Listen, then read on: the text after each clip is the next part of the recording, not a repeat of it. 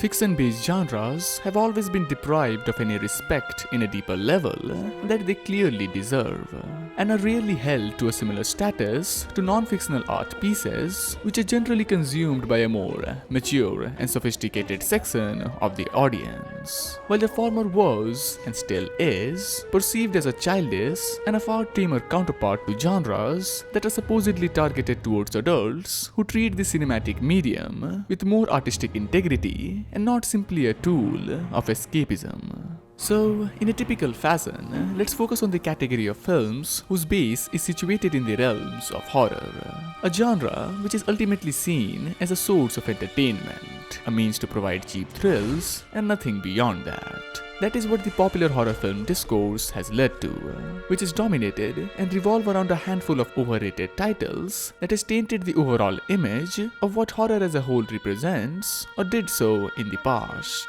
It has always been a visual-heavy genre.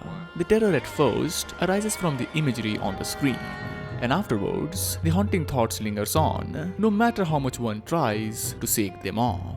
The former is the core identity for a film of such nature, and the latter is a telltale sign of its greatness. But the so-called and self-proclaimed cinephiles love to mislabel a horror film and deny its impact if it does anything beyond than merely scaring or startling the person watching. If it doesn't display obvious supernatural elements, isn't infested with jump scares every passing minute, and isn't oversaturated with moronic decisions, then it isn't a horror movie, a daring stance or statement in sight, and they try to look for reasons to separate it from that classification. Even though horror films have always been known to challenge the taboo and diversify the norms in an indirect manner that doesn't overburden the viewer by forcing its hard-to-digest themes all over their face. So let's travel back to the infancy of the genre, where they were still bestowed with critical acclaim. A time when its fundamentals weren't entirely established and experimentations were rampant. That doesn't mean all of them were perfect, and some even suffered from serious issues. But they still had a charismatic effect to them, which mainly derived from the abundant usage of practical effects. Now, the time has come to take a deeper look at them in an anthological style and ascending order to my preference.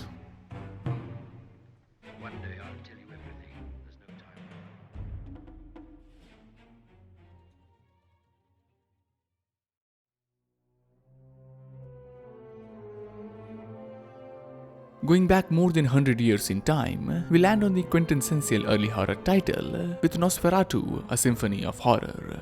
The visually defining film for the genre, with innumerable striking scenes that are bound to be etched in the mind of the person witnessing its haunting story. A blend of folktale and actual events that intermingle together to recite a narrative that deviated from its source material to avoid copyright infringement. There are a handful of alterations, like our protagonist abilities, and a huge change in the timeline and setting. Otherwise, this gothic masterpiece managed to remain faithful to its source material, and without any doubt is the paramount film based upon Bram Stoker's novel about blood-sucking beasts that has since been riddled with multiple remakes and cliches. Count Orlok's overall presentation, from the makeup and costume to stiff mannerisms, doesn't scare for a short period of time, but haunts with its unnerving images. His lanky figure and ghoulish face, accompanied with those elongated and claw-like fingers, are simply terrifying. Lurking in the shadows and waiting for their prey to fall for the bait like a carnivorous wild being trying to trap their next victim. As the Prince of Darkness marches on in the search for the woman who will willingly share her blood for his nourishment, he leaves behind a horde of rats who are blamed for the growth of the uncontrollable and inexplicable plague.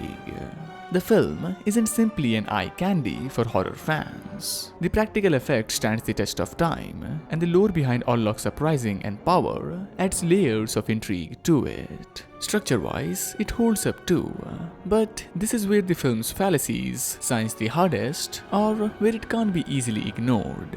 While it takes its time to reveal the crown jewel of its story, the finale arrives as a shocking surprise in a bad way.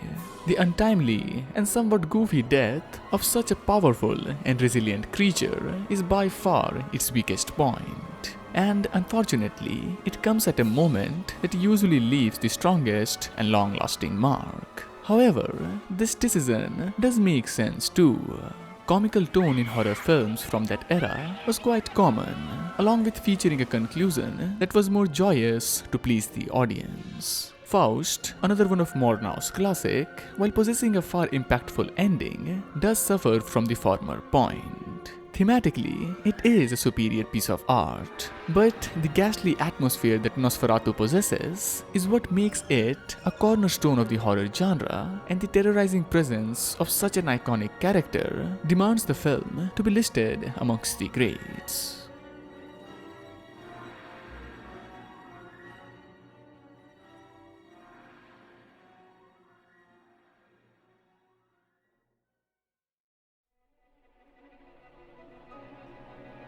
The visual style of the cabinet of Dr. Caligari is instantly demonstrated with its twisted structures and spiraling landscapes. The set is used as a canvas to paint shadows and streaks of lights, providing it a surreal look, which at first comes off as an aesthetic choice. And that is also apparent from the stylized and colorful intertitles. Visibly, it isn't a film that is going for a naturalistic look. Every location has this nightmarish and fantasy-esque feel to them, and the reasoning behind that remains a mystery until the concluding moments of the film, with its plot-twisting epilogue and a prologue that advances with a series of events told through a flashback. Conceptually and anatomically, it is a revolutionary title, and it achieves them in an effortless manner.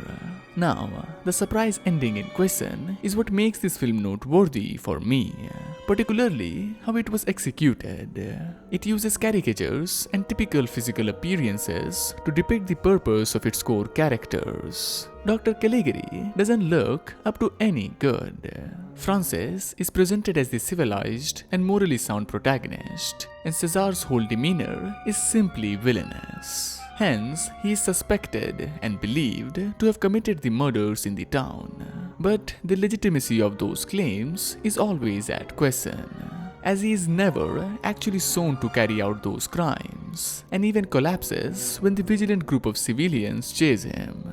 While the subtle mannerisms and the intrinsic jealousy of Francis presents him as the actual perpetrator, whereas Cesar remains a helpless victim of his circumstances, no matter from whose viewpoint he is examined from, lacking any individuality and simply functions as a tool for his deranged master to fulfill his inner desires. Conditioned to kill without consent, being the puppet of a delusional doctor who is obsessed to scientifically prove that a hypnotized individual could be compelled to perform heinous acts that they wouldn't even think of when in control of their actions. The bizarre, distorted, and unhinged guise that the world uses to fool the viewers with strange designs or figures painted in every corridor and corner of the town becomes more clear by the end. A reality that is completely constructed from the memories of a troubled narrator. His damaged psyche builds a place so he doesn't collapse from the mental breakdown of his actuality.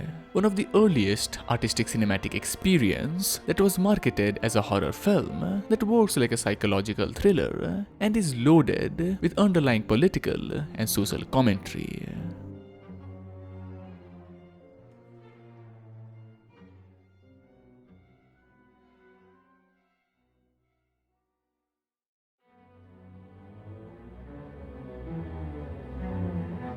There aren't that many films that hook me right in from the beginning as this rendition of Dr. Jekyll and Mr. Hyde did. The inaugural sequences alone deserves a lot of praises, from the instantly captivating first-person perspective to some inventive and audacious sorts. And then comes the hypothesis about how every person have two sides to them. There is a section which is responsible for our impulses, and the other supervises how to attain it. Basically, the rationality that helps us to maintain a civilized lifestyle. Nonetheless, the former shouldn't, or more so can't be ignored. At best, one can manage and learn to get control over it. And the discussion regarding these topics is where the film excels, inspecting the hypocrisy in societal normalcies. especially the upper class subgroup who created numerous etiquettes and customs that aligned with the section of the population with similar financial or social status, who appeared to be courteous on the outside but repress or conceal their hedonistic cravings and perceive the ones who unveil that to the senses of other people as problematic and a source of grave discomfort. There is a constant divergence between free-thinking mentality and conforming to the orthodoxic practices. Embrace the future with open-mindedness or cling to the past by abiding to the ideologies that have become trivial with the passing time. While the film does explore these themes, it gets dismantled by certain problems that emerge midway of its runtime. The transformation of Henry Jekyll to Edward Hyde, while being a notable feat for its time, has some racially charged undertones concerning how he looks and behaves, which can't be brushed aside and hampers its overall merit. So rather than focusing on the differences in their physicality, let's prioritize on the similarities. Both of the personalities are surrounded by adherent sort of characters, either out of respect or fear. Jekyll is a reputable and charitable doctor who is liked by almost everyone around him, and Hyde sours Ivy with a reign of terror until she complies to his demands. The bar dancer who tried to seduce Jekyll after he rescued her and was almost tempted by her advances. And this is an important detail, as he always had that appetite, however, was bounded by his looks and standing in this society, or was forced to act in accordance to them. Hyde didn't remodel him, but offered him the freedom to satisfy his bodily pleasures that was being distanced from him. A mold where he can divulge this downtrodden identity of his and indulge on the sadistic, violent, and manipulative activities that he couldn't in the past. His true self being in full display for the world to know about, if there was one to begin with.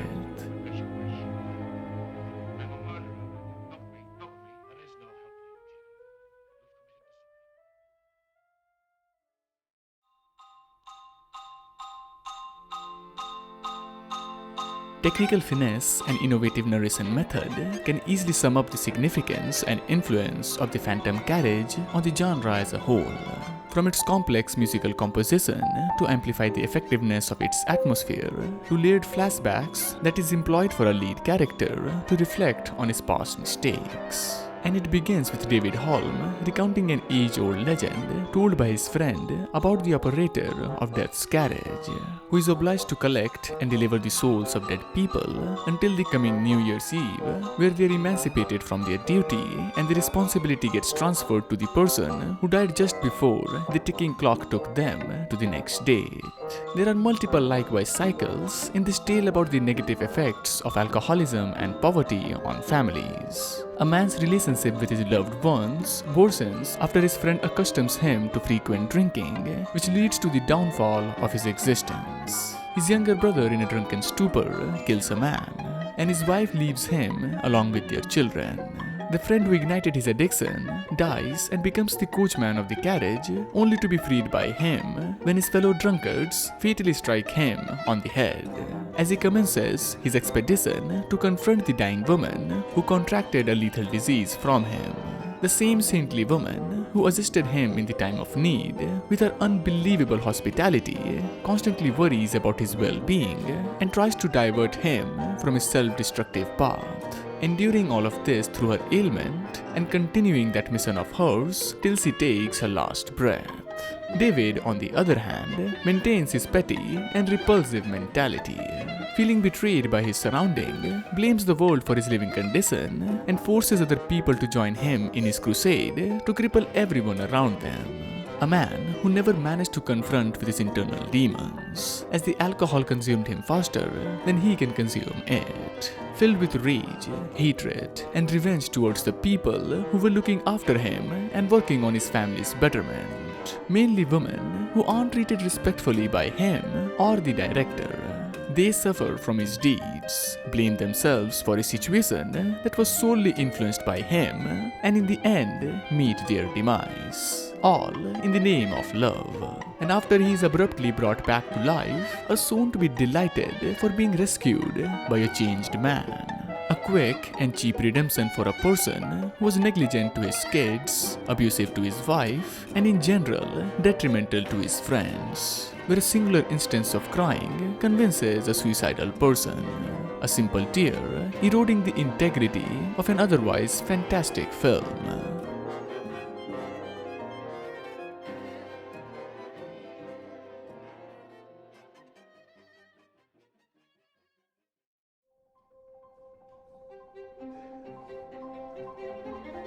With Hexan, we are handed the ultimate guide to folk horror in a detailed and beautiful fashion. The origin about everything revolving around the mass mislabeling of women as witches, and the result of what happens when humankind is treated with the unknown. The birth of the folklores that were told to scare the youth about the cardinal sins, mainly centering around lust, which was targeted towards the female section of the populace, propagating that they were bewitched by evil forces while they were young and beautiful and were forced to work under him until they turned old and ugly. A massive misrepresentation of them exploring their repressed sexual desires, which were actively looking for roots to be fulfilled in extreme ways.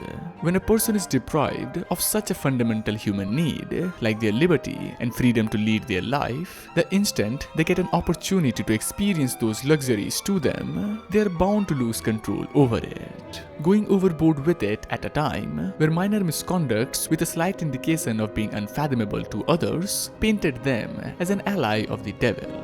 However, it wasn't all about them presumably causing mayhem.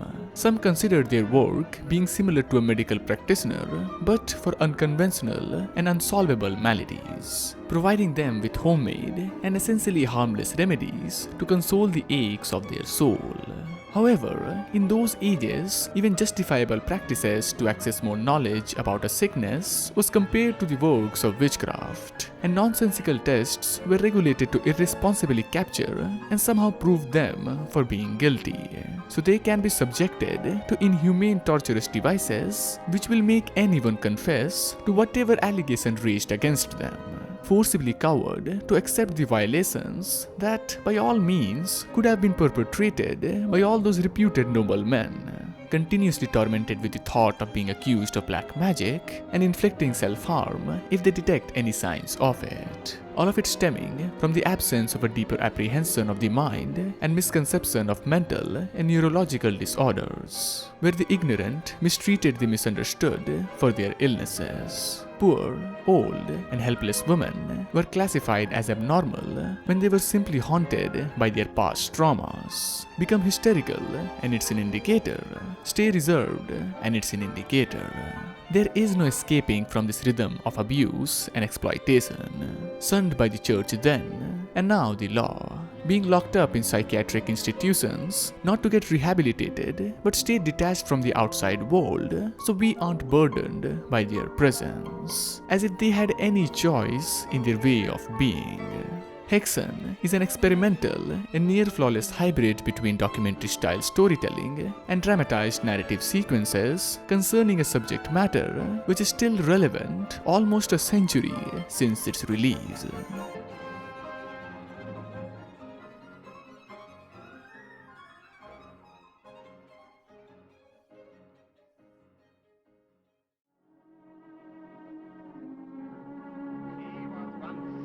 This trail of terror ends with Freaks, a pioneering and profound horror film whose genre allotment has been extensively debated because it doesn't truly embody the elements that are prevalent in traditional works of horror. The evolution of the genre has since changed the reasoning why it was originally considered as a horror title.